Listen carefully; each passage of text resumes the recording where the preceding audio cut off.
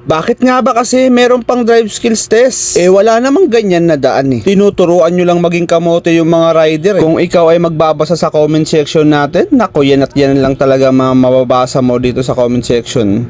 Yan ang laging komento ng ating mga kapatid na rider. Sabi pa nila, only in the Philippines lang talaga. At may mga nagsasabi din na pera-pera lang yan. Nako. Basta ang dami talagang negative comments sa mga gantong drive test ng mga MC Taxi bago kayo makapasok. Kung nababasa nyo lang yung mga comments sa comment section, nako po talagang yan at yan lang talaga yung lagi nyong mababasa.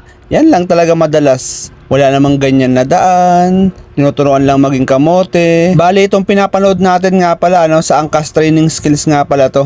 Gusto ko lang mabasa comment sana ng mga pasahero eh. Sana yung mga pasahero naman yung mag-comment kung anong masasabi nila sa mga ganitong drive test ng mga MC Taxi. Kung pabor ba to sa pasahero, sa mga passenger, o wala lang. Para sa mga pasahero dyan na gumagamit ng mga Angkas MC Taxi, mga paps, sang-ayon po ba kayo o hindi dito sa drive test sa mga rider na papasok bilang MC Taxi? Mas mararamdaman nyo bang safety kayo sa rider na makakukuha ninyo kapag hindi dumaan sa ganitong drive test? Paki-comment naman mga paps kung sang-ayon ba kayo dito o hindi. Kung sa palagay nyo hindi safety yung ganitong training skills na to, or dapat na ba itong tanggalin o dapat i-improve pa?